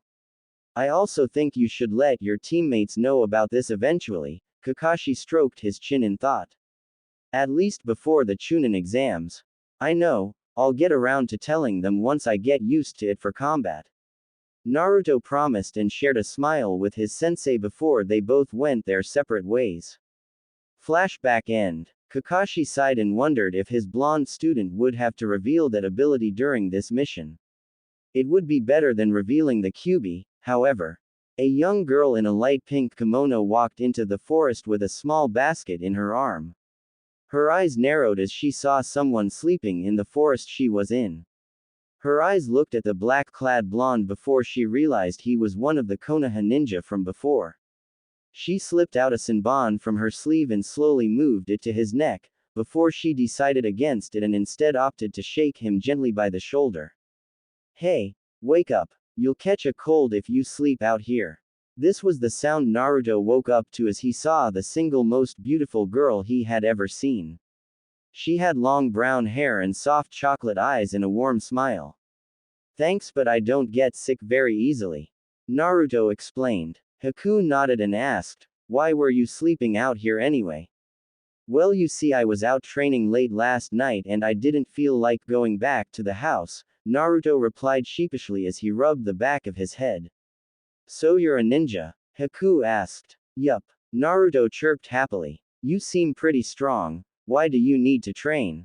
Haku asked curiously. Well, I'm not strong enough. You see, we're on a mission and I need to be strong if I want to protect my friends. Naruto pumped a fist in the air at this last part. So you have people that are precious to you? Haku asked with interest in her voice. Images of the old man at Ikiruka's, Ayame, the Hokage, Kakashi-sensei, Kiba, and Sakura to a degree flashed through his mind. Yes. I don't have many, but I'd protect them even if it took my life. Good. Haku answered as Naruto looked at her questionably. You see, when a person has someone to protect, only then do they become truly strong. You will become strong, Naruto-kun. Haku waved as she left a blushing Naruto behind. Wait. Naruto called. What's your name? Haku. This was all the woman said as she departed, leaving a stunned Naruto left to think about what the strange beauty had said. Haku and Zabuza sat in their hideout, planning their next attack, when a certain annoying midget walked in. I can't believe this. Some demon you are, you couldn't even kill a couple of kids. Gato accused, trying to sound deadly. Zabuza growled at this. I'll get them next time. Gato didn't look pleased as he reached for Zabuza's mask. Let's see what you hide under here. The man was shocked as a hand grabbed and snapped his arm, courtesy of Haku. Get your filthy hands off Zabuza-sama. Haku ordered with rage. This caused the two samurai to unsheath their swords, only for Haku to appear between them with a senbon pointed at each neck. Gato knew when he was in trouble. Whatever. You better not fail next time or so help me. Gato yelled through the pain of his arm as he exited along with his samurai junkies. Zabuza snorted, muttering something about lousy weaklings having all the money. Naruto came walking into the house in the morning, earning him an amused look from Kakashi. Where have you been? Kakashi asked, reading his perverted book. I was training late outside and I decided to sleep outside. Naruto explained, leaving out the part about meeting Haku. Kakashi mumbled as he giggled perversely at his book. Naruto just sat down at the kitchen and ate his cold breakfast, wondering if the book Kakashi read every single day ever had an ending. Soon Kiba and Sakura appeared down the stairs. Good, you're all here. I figure it will be at least a week until Zabuza recovers from his death-like state, so we have 5 more days to perfect the water walking exercise. By the end of the week I expect each of you to be able to walk on the water for prolonged periods of time. Kakashi explained, earning him 3 simultaneous highs. As the week went on, Sakura mastered the exercise by about the 4th day while Kiba mastered it on the 6th. We were now on the 7th as both the two stated genin were sitting at the table eating dinner. Where's Naruto? Sakura wondered loudly. He's still working on that exercise, Kiba answered. I don't get why it's taking him so long. Kakashi answered this question for him. Well, you see, Kiba, Naruto has much larger chakra reserves than you, or even me. This caused Kiba to go wide-eyed. Although this is a double-edged sword as it makes his chakra control very bad, although knowing him he won't quit until he has learned it. Kakashi finished with a smirk. Kiba nodded at this, knowing the work antics of his teammate. So Kakashi-sensei, when do you think Zabuza will be back? Sakura questioned the copy nin. If I had to guess, I would say tomorrow or the day after, seeing it has been a week now, Kakashi added as an afterthought. Sakura frowned at this, inwardly scared that the man who had gone toe-to-toe with her sensei would be back with help from a mysterious hunter nin. I guess I'll go look for Naruto now, Kakashi sighed as he stood up and closed his book. Kakashi wandered into the area the team had been training at, to see an exhausted Naruto trying to make his way back to the house. He raised his eyebrow at this.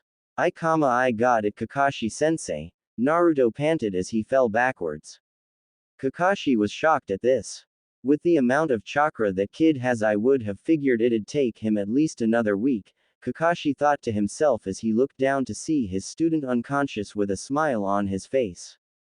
Minato-sensei, he's so much like you were, Kakashi thought in remorse as he picked up the blonde and Shusen back to the house. The next day Kakashi, Sakura and Kiba sat at the table eating breakfast. Okay team, today you are going to be accompanying Tazuna to the bridge with me, in case Zabuza is to come back. Kakashi stated. If he was worried about the battle to come, he sure didn't show it. But sensei, what about Naruto? Kiba asked loudly, reminding the team that their favorite blonde still hasn't woken up.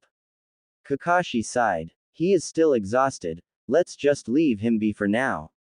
The rest of the team nodded as they followed the two gray-haired men to the bridge. Team 7, -1 member, and Tazuna arrived at the bridge to see all the employees knocked unconscious. Kakashi narrowed his eye as the mist seemed to thicken. It's been a while, Kakashi. Zabuza's voice seemed to come from all direction. Back on your feet so soon? Kakashi asked as he expelled his chakra, causing the mist to scatter and reveal Zabuza and his young apprentice standing in the middle. So we were right, the hunter was working with you. Yes, it seems that way, doesn't it? The demon of the mist smirked as he created a half-dozen water clones. Haha, look at this. Your student is shaking. Kiba frowned at this. I'm shaking, in excitement. Kiba growled out as he ran and dispersed the 6 water clones in a few seconds. Looks like you might have a rival, Haku. Zabuza pointed out the ice user. So it seems. She replied in a monotone voice. Sakura, you guard Tazuna. Kiba, you will take on the hunter Nin while I take on Zabuza. Kakashi ordered as he lifted up his headband, revealing the famed Sharingan in all of its glory. At this the group separated, leaving Zabuza and Kakashi standing there, waiting for the other to make a first move. You may have the Sharingan, Hatake. But I know its weakness, you can't copy me if you can't see me. The ex-mist Nin smirked as the mist nearly doubled in thickness. What are you doing, Zabuza? You can't see either. Kakashi narrowed his eyes as he whipped out a kunai just in time to block as a cleaver nearly sliced him in two. What are you doing, Zabuza? You can't see either, so what's the point of all this mist? Kakashi asked to seemingly no one. I'm a master of silent killing. I don't need to see you to kill you. Zabuza pointed out, causing Kakashi to frown. This was going to be a long fight.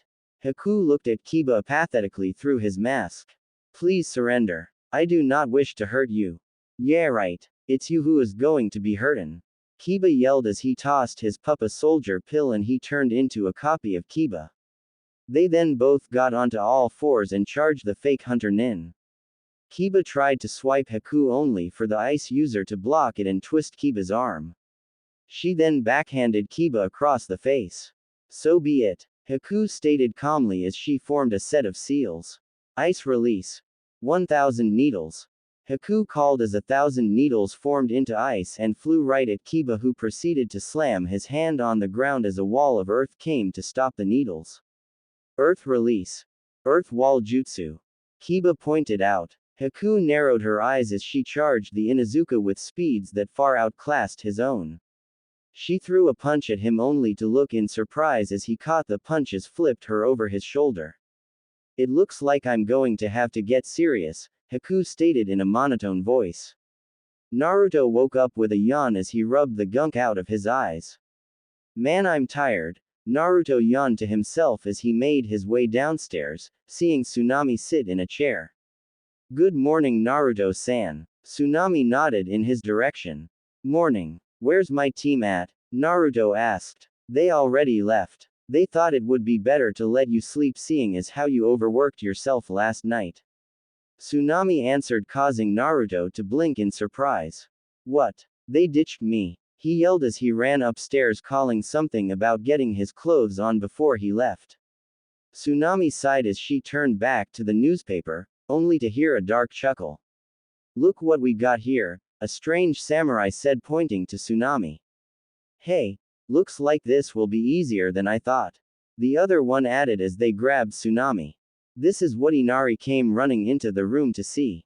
Mom! He yelled out. Inari, run! She cried out. Well, Gato said we only need one hostage so we can just kill the kid. Samurai number 1 said to his partner. Don't you dare. If you kill him, I'll bite my tongue off and choke on my blood. Tsunami threatened. Whatever, I don't think you have the guts. Naruto peeped down the stairs as he saw the samurai about to slice the daughter of the bridge builder. Crap. There's no time to get there. Naruto thought in panic until he remembered one way he would be able to save her. He calmed down as he jumped over behind the samurais, knocking the sword out of the man's hand. What the hell? Where did you come from? The samurai said angrily, looking at the black-clad blonde. That's none of your business. Naruto muttered as he kneed the man in the gut and used the surprise to flip over him and deliver a roundhouse kick the other man's face. Oh shit. He's a ninja. The other man gasped in shock, praying for his life. At this, Naruto smirked as he created a couple shadow clones to deal with the men. Thank you so much, Naruto ni-san. Mom could have died if you didn't kick those guys' butts. Inari ran up to Naruto. Naruto smirked at the affectionate name. No problem. Now protect your mom here. I'm going to the bridge because if someone sent people here, there must be trouble there as well. He reasoned as he waved goodbye and ran out the door, intent on saving his team from whatever had happened. Be prepared. This is my ultimate technique. Haku stated as her hand formed into a strange seal. Ice release. Demonic ice mirrors. Soon Kiba finds himself surrounded by mirrors of ice. He wondered what kind of an attack this was. His eyes nearly bulged from their sockets after seeing Haku literally step into one. Soon he could see an image of Haku on all of the mirrors. You cannot win. Haku stated matter-of-factly. Kakashi was having a tough time with this battle. It had been a long time since he'd fought someone this tough, probably back when he was in Anbu. Add to that the fact he was literally blind in this fact and you would see why Kakashi was not having the best day of his life. Your student is as good as dead. Zabuza said confidently. Don't count my students out yet. Kakashi narrowed his eyes angrily. You don't understand. Haku has a bloodline limit allowing her to control ice to an astounding degree. With this jutsu she could possibly defeat me. Zabuza trailed off as he disappeared into the mist again. Kakashi growled at his lack of sight once again. Wind release. Great breakthrough. All of a sudden a monstrous torrent of wind came exploding forward, dissipating the mist all around. Since when could Naruto make such a big gust of wind? Kakashi thought to himself. Uzumaki Naruto reporting for service. Naruto called as he entered the battle. Naruto. Go assist Kiba. He is in those mirrors. I'll back you up when I take care of eyebrows. Kakashi said, pointing to the dome of mirrors. Hi Kakashi-sensei. Naruto yelled as he ran to the mirrors. Zabuza growled at this and moved to intercept him only for Kakashi to appear in front of him. Your fight is with me. Kakashi stated. Naruto rushed inside the dome of mirrors to see Kiba with dozens of Senbon sticking in various places on his body. Kiba, you all right? Naruto asked with concern in his voice. Yeah, this guy, he can be everywhere at once, he's too strong for either of us. Kiba explained. Well, let's work together. Naruto reasoned as he created a dozen shadow clones and had them attack each mirror individually, only for each to be dispelled in an instant. Any other bright ideas? Kiba asked mockingly. I don't see you having any, Naruto muttered under his breath while he starts a set of seals. Wind release. Great breakthrough. He called as an impressive column of wind hits one of the mirrors head first. That isn't strong enough. A hauntingly familiar voice reasoned with Naruto. He knew that voice. He just couldn't remember from where. A set of Senbon flew at Naruto as he made a set of seals and called out. Wind release. Wind vortex. A vortex of wind surrounded him and knocked the Senbon away. He took a second to regain his bearings. Haku noticed him distracted and went in for the kill. I'm sorry Naruto-san, Haku thought as she threw 3 well-aimed Senbon towards the thinking blonde. Naruto noticed these too late as he braced himself for the unavoidable. He felt nothing and he opened his eyes to see Kiba lying on the ground, apparently have taken the Senbon for him. Kiba, Naruto muttered, on the verge of tears. Why did you save me? He yelled angry at Kiba for saving him, but most of all angry at himself for being so weak to need to be saved. And Inuzuka always protects their pack. I'm sorry for how we didn't used to get along, Naruto. I've come to think of you as a very good friend. Please, Naruto, don't ever give up. I know you can beat her. Kiba finished as his head lowered. Is this the first time you've lost someone close to you? Your friend was very brave for doing this for you. Haku started but was cut off as a swirl of fiery red chakra erupted from the blonde. Shut up. Naruto shouted as the demonic chakra seemed to shape into a fox over his head. Who is this boy? Haku thought with panic. Naruto literally vanished from his spot and appeared in front of the mirror, delivering a demonic chakra-enhanced punch to it. The mirror shattered into thousands of pieces. Kakashi's eyes bulged as he became worried. Did the seal break? No, it just weakened. Either way, I need to finish this quick, Kakashi thought as he unrolled a scroll and swiped some of his blood on it. Earth release. Fang pursuit jutsu. Kakashi yelled as he waited for the results of his jutsu to take place. He wasn't disappointed as he heard his nin dogs erupt from the ground and latch onto Zabuza's arms and legs. What the? Zabuza yelled angrily. You thought I let you hit me for no reason. I used my blood to track you through the mist with my nin dogs. Now this is the end. Back with Naruto. As the mirror shattered, Haku was sent flying and Naruto appeared in front of her and delivered a punch to her face, shattering her mask. He took a look at her face and the demonic chakra seemed to vanish and Naruto took control again. Haku? Naruto asked, utterly confused. Hi. It is me, Naruto-san. Haku said. I am sorry, Zabuza-sama. I cannot defeat this boy. He is too strong. I am of no use to you anymore. Why are you working for a guy like Zabuza? Naruto yelled as he pulled his hair out in frustration. Zabuza is my precious person. He cared about me when no one else did. Please, Naruto, strike me down now. Zabuza has no need for a broken tool, Haku mumbled weakly. Why would you care what a guy like him thinks? Naruto yelled, shaking his head angrily. He was the only one who ever decided I was worthwhile. I once had a family. We lived in a snowy village in water country. I discovered my Kekai Genkai my mother had passed down to me and I showed her. She hit me and told me to show no one of it ever again. Where I come from, those with bloodline limits are feared and killed. My father then found my mother was a carrier of one. He killed her. He then tried to kill me but I retaliated and killed him before he could kill me. I killed my own father. At this point Haku was trying vainly to hold back tears. I had to flee and I lived with no one for a long time. Then Zabuza-sama found me. He gave me a purpose. He had use for me. For the first time in a long time I felt needed, I felt wanted. Since then my sole purpose, my dream, has been to help Zabuza achieve his dream. Although now Zabuza has no use for a broken tool, Haku was now letting the tears fall freely.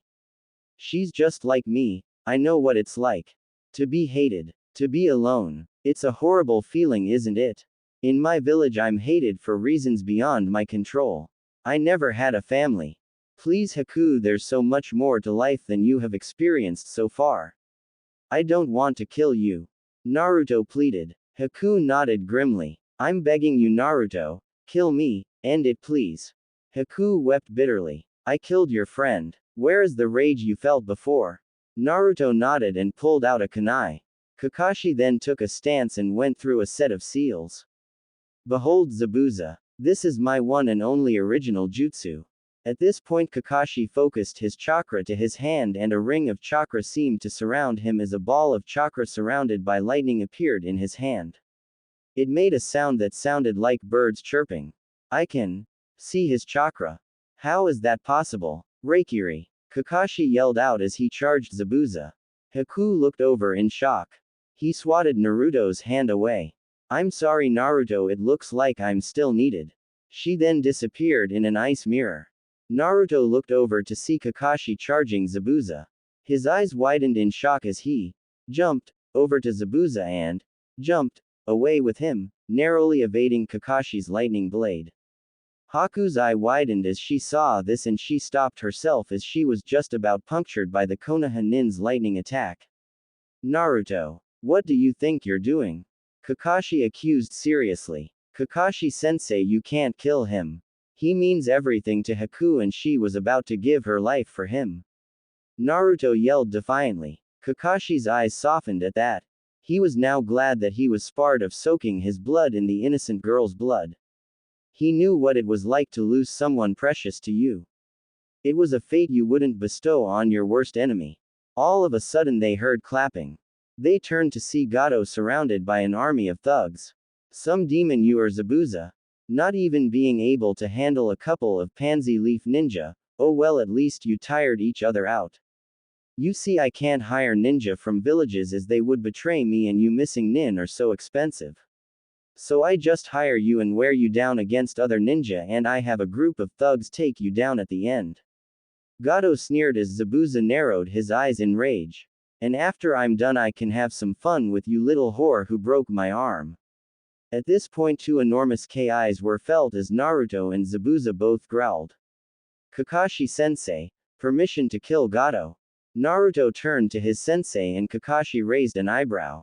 Permission granted, he answered. As he said that, Naruto whipped out a kunai and seemed to vanish only to reappear directly in front of Gato as he plunged the kunai into the man's heart. He then jumped back to the group of ninja. Nifty trick you got there. How do you do that? Zabuza asked with no small deal of curiosity in his voice. It's something I learned when I was younger. I can basically just teleport wherever I want to as long as I've been there or can see it. Naruto replied nonchalantly. Sakura stared wide-eyed at this. Naruto could teleport. Why hadn't he told her? When she thought about it, she figured she hadn't ever been the nicest. Hell, she hadn't ever even been nice to the blonde-haired boy. She made a vow to treat the blonde nicer from now on. That is, if they made it out of here. Hey, he killed our meal ticket. Let's get him. One of the thugs yelled as the rest roared in approval, only to see a bolt hit the ground in front of their group. They turned to see a large group of villagers with weapons of all sorts led by Inari. No way you're gonna kill the saviors of this country. One man yelled as the rest agreed. Well, we'll just have to kill them all. The same bandit yelled. Naruto, seeing this, put his hands into a familiar cross-shaped seal. Shadow clone jutsu. He yelled as 30 other black-clad blondes stood beside him. Kakashi and Zabuza followed suit and created 10 of their own clones. This scared the crap out of the bandits. Run away. One yelled as the group retreated into the forest. Naruto moved to stop them but was halted when he felt a firm hand on his shoulder. He turned to see Kakashi, who just shook his head. Kakashi turned to Naruto. Where is Kiba? He noticed Naruto's eyes suddenly look down and he started to shake. He's dead. He took a Senbon aim to kill me. Naruto replied, shaking. Kakashi's head lowered at this point. Another dead comrade. Actually, Haku piped in, causing the 3 depressed Konoha nin to look at her. I didn't kill him. I merely put him in a death-like state from which he should wake up from right about now. Haku said as they heard groaning and turned to see Kiba stretching out. You never did have the heart to kill, Zabuza mused. I'm sorry, Zabuza-sama, Haku muttered, thinking she had let down the demon of the mist. Don't worry about it. I am actually glad you are how you are. It would kill me for you to become a cold-blooded killer like me. Zabuza pointed out, causing Haku to become happier. Naruto turned to the duo. What are you two going to do now? I really don't know, Zabuza muttered, barely loud enough to hear. You could come back to Konoha with us, Naruto suggested, looking to Kakashi. I am sorry, Naruto, but it would be impossible to take in an A-rank nuke nin like Zabuza. Haku maybe, but even that would be pushing it. Kakashi frowned. Ah, Naruto sighed. I know, Tazuna said loudly, surprising everyone. You could stay in Wave. You would let us do that. Even after we tried to kill you? Zabuza questioned with shock. I don't see why not. You eventually turned around and any friend of Naruto's is a friend of ours. Tazuna proclaimed loudly. Zabuza turned to Haku. It would be nice to finally settle down and get away from the hunter Nin, Haku agreed. Kakashi then spoke up. In our mission report we could report that you were eliminated, so you will be removed from the bingo books and the mist hunters will stop their pursuit, for at least a little while.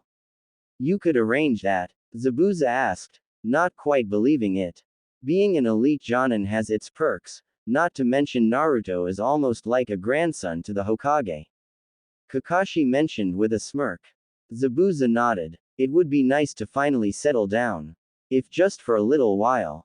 Later at the house. After dinner the six ninja took some time to relax for the first time in days. Naruto wandered up to his room.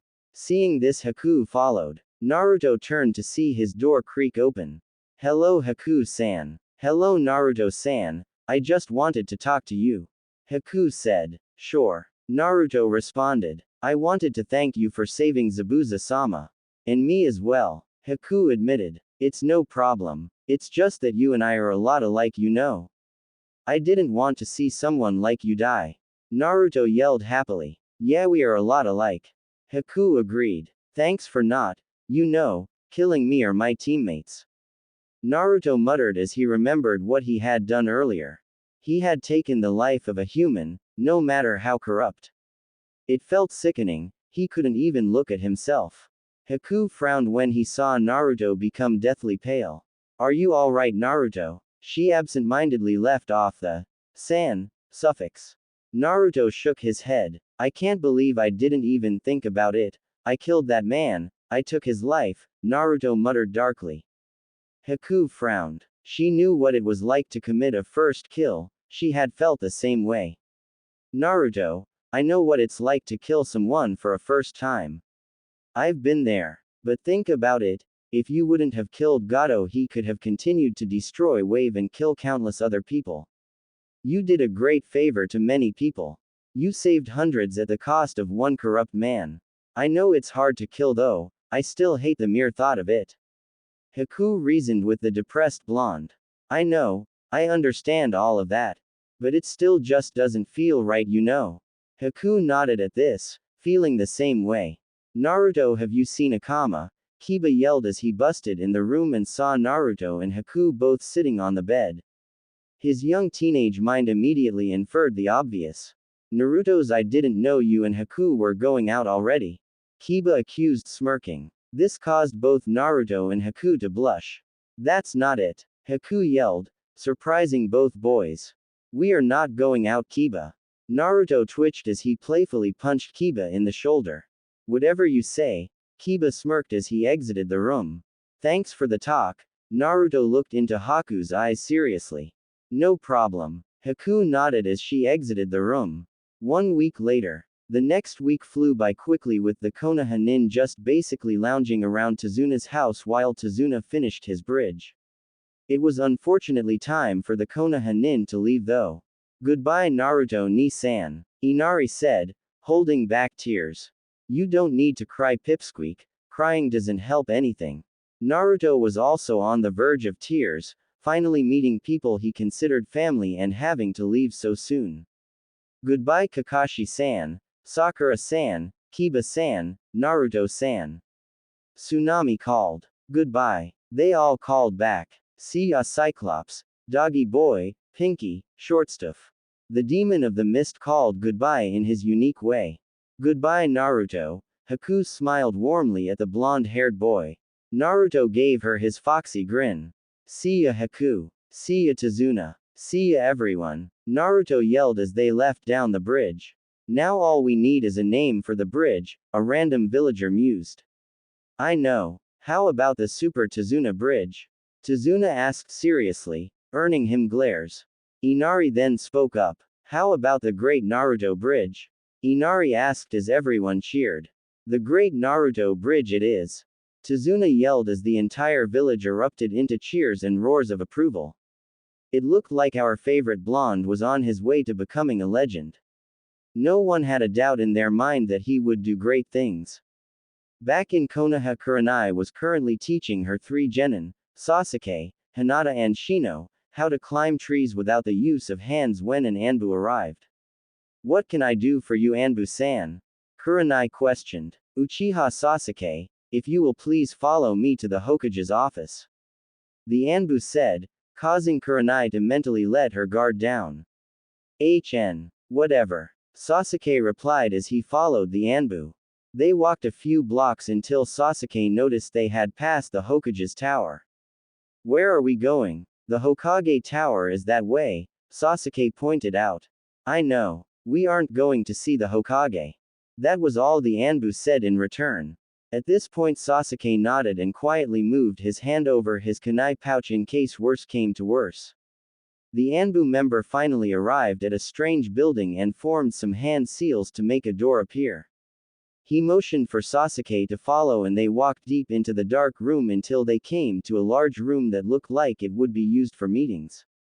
Uchiha Sasuke, I'm pleased to finally meet you, the man smirked. He seemed to only have one arm, if the bandages around a stump coming from his elbow were any indicator. He also had bandages wrapped around only one of his eyes. Sasuke narrowed his eyes at this. Who are you? He asked with venom laced in his voice. My, very quick to mistrust. I like that. And to answer your question, my name is Danzo.